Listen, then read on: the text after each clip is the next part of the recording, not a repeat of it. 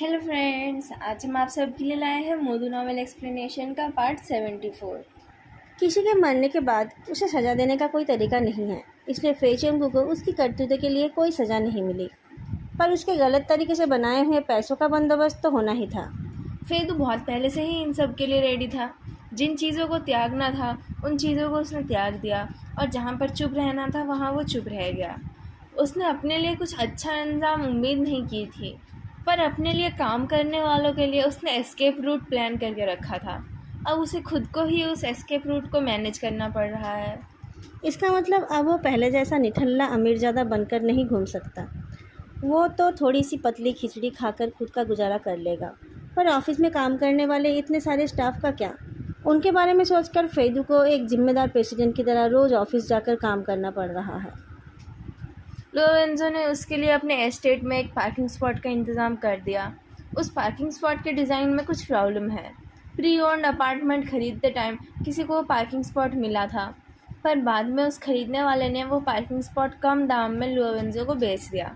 फेदू का पहाड़ी रास्तों पर रेसिंग कार चलाने का स्किल फाइनली उसकी डेली लाइफ में काम आने लगा। किसी नॉर्मल ड्राइवर के लिए उस जगह पर पार्क करना पॉसिबल नहीं था। वो सारे मज़े भरे दिन तो अब पुरानी यादें बनकर ही रह गई हैं।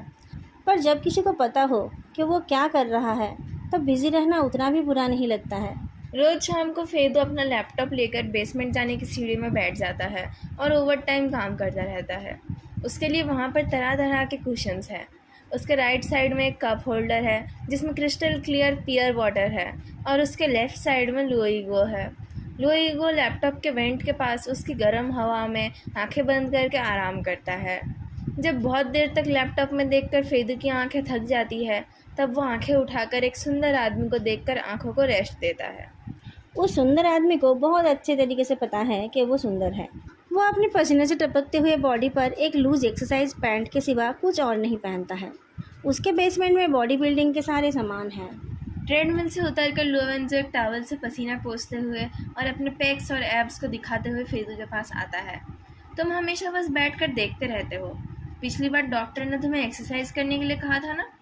टाइप करना कंप्लीट करके फेदू ने ईमेल को सेंड कर दिया और कहा, बस मेरे जिम कार्ड बनने का इंतज़ार कर रहा हूँ। लोरेंजो आधा पिया हुआ पियर वाटर उठाकर थोड़ा पी लेता है और बोलता है, जिम कार्ड का क्या करना, घर में ही सब कुछ है, और कौन सा पर्सनल ट्रेनर तुम्हें मेरे जैसा सर्विस दे पाएगा। फेदू एक बार ट्रेनर को देखता है और फिर उसके इंस्ट्रूमेंट्स को। आधी रात को इस अंधेरे रूम में इस घूमते हुए ट्रेडमिल में चढ़ना, आपको नहीं लगता कि ये हैमस्टर बॉल के जैसा है? ऐसे कमेंट सुनने के बाद वो हैमस्टर तो फेदू को छोड़ने वाला नहीं था। लुईगो हैरान तो था, पर वो जानता था कि लड़कर भी वो जीत नहीं पाएगा। वो फेदू की मदद करने नहीं गया। अगली सुबह लुआवेंजो की बेल्ट की आवाज़ से फेदू की नींद खुल गई। वो लेट हो गया है सोचकर वो जल्दी से उठकर बैठता है, पर कमर में ताकत ना होने की वजह से तुरंत बिस्तर पर गिर जाता है। लोरेंजो रजाई के साथ उसे हग करके उसके बालों में किस करता है। अभी तुम्हारे उठने का टाइम नहीं हुआ है, तुम फिर से सो जाओ। फेदू ने देखा कि लुआवेंजो ने अपनी यूनिफॉर्म पहनी है, जो रोज़ पहनने की ज़रूरत नहीं होती है। लगता है आज कोई स्पेशल एक्टिविटी है। तुम अभी भी देख रहे हो। मिस्टर पुलिसमैन, आप जैसे दिखते हो उससे अगर आप जॉब चेंज करके हमारे साथ काम करने आते हो तो आप रोज़ दोपहर तक सो पाओगे। तुम डायरेक्टर लू को कमज़ोर करना चाहते हो? तुम्हारा जवाब नहीं। पर क्या तुम्हें पता है कि उन्होंने तुम्हें ब्लैक लिस्ट कर दिया है? उनको तो वो करना भी नहीं आता था। वो खुद तावरान के पास आए और उसे पूछ पूछ कर ये किया। 50 साल से ज़्यादा उम्र का एक आदमी, जिन्हें ये सब कुछ आता ही नहीं है, वो तुम्हारे लिए ये सब सीख रहे हैं। ये बहुत बड़ी बात है ना डार्लिंग। जिस वक्त फेदू ने जैंग चुनलुंग और फैंसीवान को अरेस्ट कराने के लिए अपनी जान की बाजी लगा दी थी, उसी वक्त से डायरेक्टर लू ने उसे अनरिलायबल मान लिया है। बाद में उनको पता चला कि जब भी फेदू कोई मोमेंट पोस्ट करता है तब उसमें लुआवेंजो और उसका मोटा कैट ही होता है। 2-3 दिन पहले फेदू ने कुछ बड़ा पोस्ट किया था, जिसका सब्जेक्ट था, चीज़ें जितनी बदलती है उतनी ही सेम रहती है। डायरेक्टर लू को लगा था कि वो फास्ट चेंजिंग इकोनॉमी के बारे में कुछ बोलना चाहता है। पर जब वो उसे पढ़ने गए तब उनको पता चला कि फेदू ने धोखे के बारे में लिखा है। उसमें उसने इसके प्रोसेस को भी एक्सप्लेन किया था। डायरेक्टर लू को अपना धोखा खाना याद आ गया तो उन्होंने जल्दी से फ़ोन बंद करके रख दिया। बहुत अफसोस की बात है, फेदू ने कहा। वही तो, अब जब उस महान हस्ती को इस खूबसूरत इंसान की फ़ोटो दिखाई नहीं देगी, तब मुझे खुद उनके सामने जाकर अपना चेहरा दिखाना पड़ेगा ना।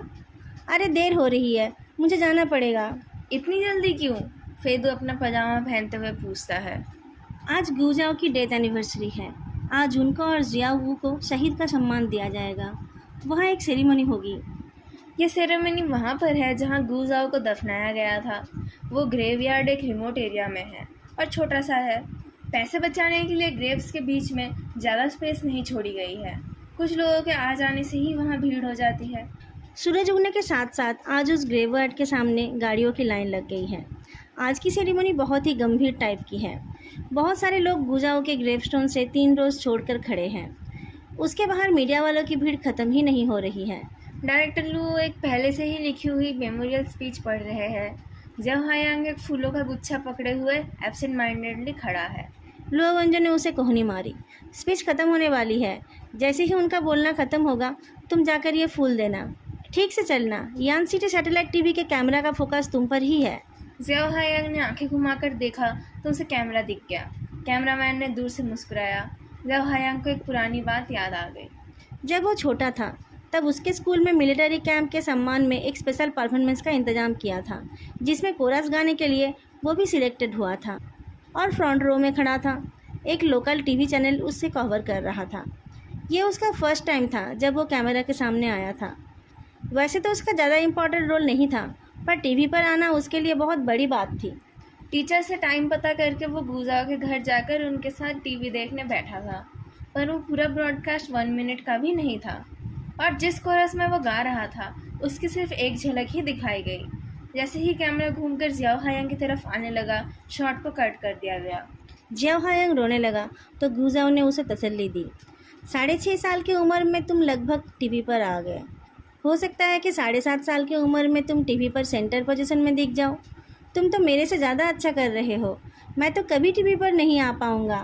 गुजाओ ने तो ये एक्सपेक्ट ही नहीं किया होगा कि उनकी मेमोरियल फ़ोटो जियाओ हायांग के साथ शॉट के बीच में टीवी पर दिखाई जाएगी।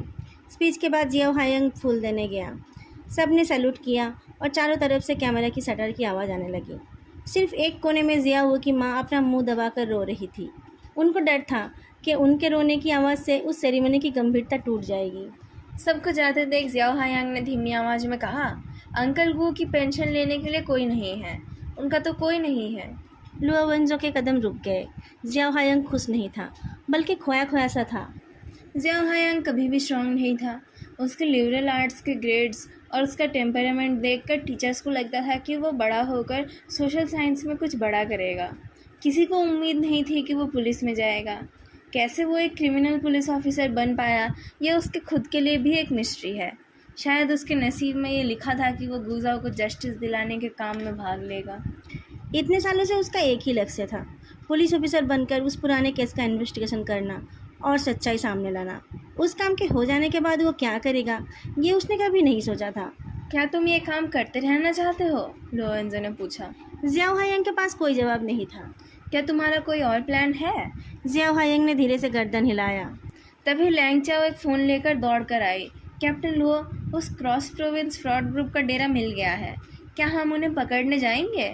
लुओ वेंजो के कुछ बोलने से पहले जियाओ हायांग बोल उठा, रुकिए जियाओ दीदी, मुझे लगता है कि उनका एक से ज़्यादा डेरा हो सकता है। लुओ वेंजो ने कहा, चलते चलते बताओ। जियाओ हायांग लुओ वेंजो को फॉलो करते हुए अपना रैपिड फायर माउथ चलाने लगता है।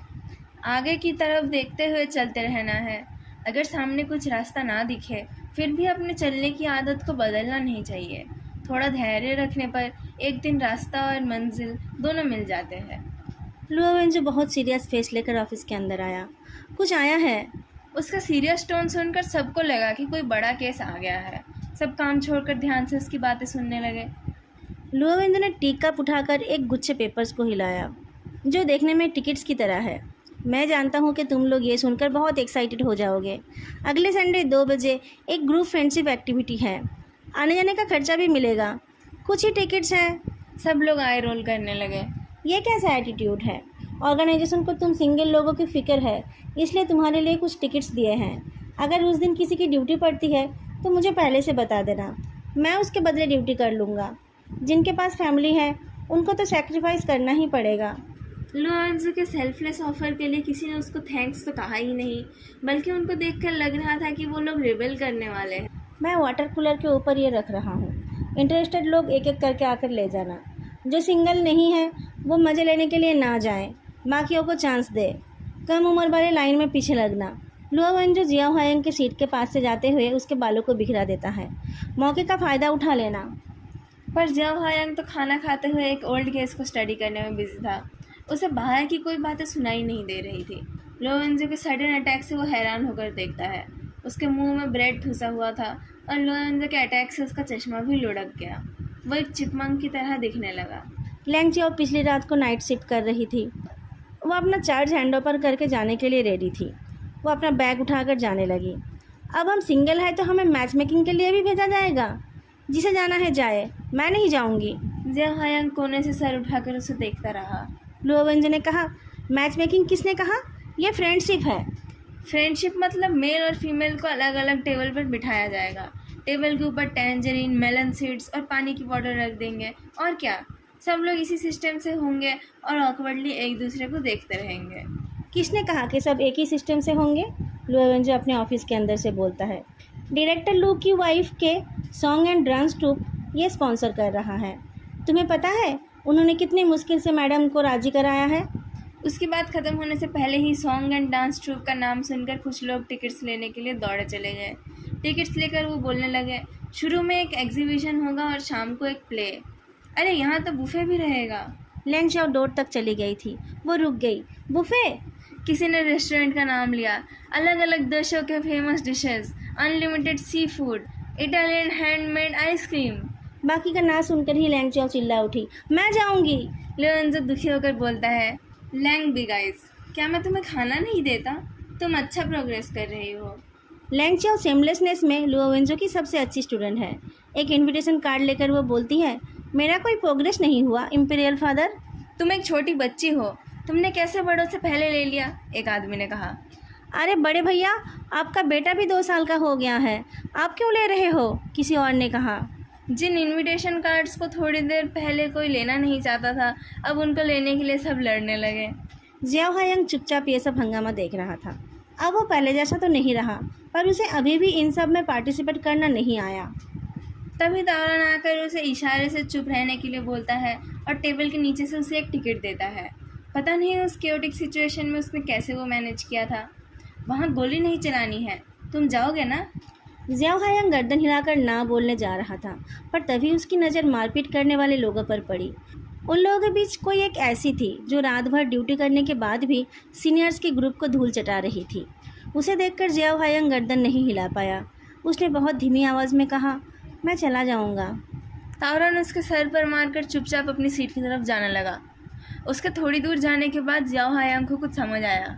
उसने पूछा, डेप्यूटी कैप्टन ताओ, आपने मुझे क्यों दिया? आपको नहीं जाना? उसे धीरे बोलना नहीं आता है। उसकी वॉइस सुनकर ऑफिस के सारे लोग तावरन को घूरने लगे। जियाओ हायंग ने फिर से कहा, क्या आपकी ऑलरेडी कोई गर्लफ्रेंड है? अपने ऑफिस में बैठे लुओवेंजो ने उसे शाबाशी देना चाहा। तावरन का सीक्रेट डिस्क्लोज करने का ये अच्छा टाइम है। किसी और को अभी तक ये पता नहीं है कि जब पिछले हफ्ते तावरन जल्दी ऑफिस से निकल गया था, तब फेइदू ने ही उसके लिए एक कॉन्सर्ट का 2 टिकट्स अरेंज कर दिया था। जब से लुओवेंजो को ये पता चला है, तब से वो इस गॉसिप को स्प्रेड करना चाहता है, पर उसे समझ नहीं आ रहा था कि कैसे वो अपनी पोजीशन को ठीक रखते हुए ये काम करेगा। जब उसे कोई रास्ता नहीं मिल रहा था, तब जियाओ हायंग ने रास्ता दिखा दिया। तावरन हकलाने लगा और बोलने लगा कि अभी तक ऐसा कुछ नहीं है। उसको हकलाते हुए देख जियाओ हायंग को कुछ याद आया। उसने कहा, मुझे पता है, ये वो हॉस्पिटल वाली है ना? लुओवेंजो ने कहा, इसलिए तुमने मुझसे वो मंगवाया था? तावरन चिल्ला उठा, लुओवेंजो। लुओवेंजो अपने पैरों को क्रॉस करके बैठा और मज़े से देखने लगा कि कैसे सबने तावरन को घेर लिया है। तभी लैंग चियाओ बोल उठी, क्या ये वही है जिसने आपको एक इतना बड़ा बुके भेजा था? उसके साथ एक पेपर में एक लव पोएम भी था और नाम लिखा था फेई। तावरन और लुओवेंजो दोनों की बोलती बंद हो गई। लैंग चियाओ खुश होकर बोलती रही, क्या अजीब इत्तेफाक है, एक और फेई, प्रेसिडेंट फेई की तरह। उसे पता नहीं चला कि ये सब बोलने की वजह से अगले 1 साल तक उसे ब्रेकफास्ट में सिलांत्रो ही मिलने वाला है। प्रेसिडेंट फेई को भी पता नहीं चला कि उसके लिए आज घर में क्या इंतज़ार कर रहा है, पर घर के अंदर घुसते ही उसने खतरे को महसूस किया। लो ईगो ने डोर पर उसका स्वागत नहीं किया। फेदू के अंदर आने के बाद भी वो चुपचाप एक रोल बनकर लेटा रहा। उससे नजरें मिलते ही फेदू श्योर हो गया कि आज उसकी खैर नहीं है। वो अपनी करतूतों को याद करने लगा। वो टाइम से ऑफिस जाता है और टाइम पर घर आता है। उसने किसी इरेगुलर फन एक्टिविटी में पार्टिसिपेट नहीं किया और किसी से ज़्यादा बात भी नहीं की।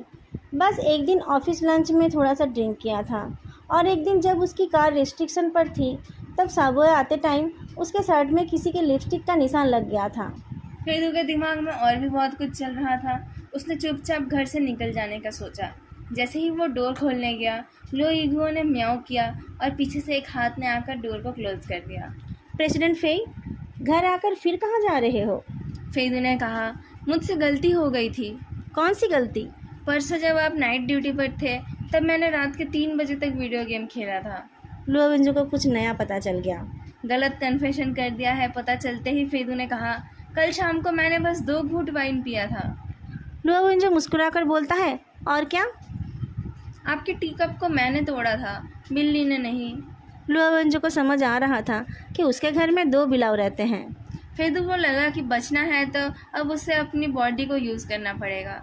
वो लुओवेंजो के होंठों को किस करता है और फिर उसके मुंह के अंदर को एक्सप्लोर करता है। उसे सीड्यूस करते हुए वो कहता है, मैं आपको खुश कर दूंगा। लुओवेंजो मुस्कुराकर उसके कान में कुछ बोलता है। उस बात को सुनते ही फेदू का चेहरा बदल गया और वो भागने गया, पर लुओवेंजो ने उसे पकड़ रखा था। तुमने ये खुद लिखा था ना? फेदू ने जल्दी से कहा, वो सब तो मैंने कॉपी किया था। आपके लिए जो लिखा था वो मेरा खुद का लिखा हुआ था। फेदू ने खुद का लिखा हुआ पार्ट पर फोकस किया, पर लुओवेंजो का फोकस कहीं और था। वो सब? उसने आंखें छोटी करते हुए पूछा। लुओईगो जानना चाहता था कि उसके बाद क्या हुआ, पर उसके मुंह पर डोर बंद हो गया और वो डोर पर चिपक कर गिर गया। वो बहुत अनसेटिस्फाइड था क्योंकि अभी भी उसके ऊपर बहुत सारे गलत इल्ज़ाम हैं, जैसे कि लुओवेंजो का स्वेटर उसने नहीं, फेदू ने ख़राब किया था। स्टडी रूम से बहुत ज़ोर से एक आवाज़ आई और उसके बाद बुक्स गिरने की आवाज़ सुनाई दी। लुओईगो डर कर फ्लोर में पड़ा रहा। रात बहुत लंबी होने वाली है। आज बहुत सारा हिसाब चुकता करना है। दोस्तों, आज का पार्ट मैं यही ख़त्म कर रही हूँ।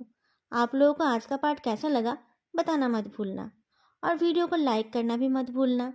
आप लोगों ने अगर अभी तक चैनल को सब्सक्राइब नहीं किया है तो चैनल को सब्सक्राइब भी कर लेना। फिर मिलेंगे नेक्स्ट पार्ट में। तब तक के लिए बाय।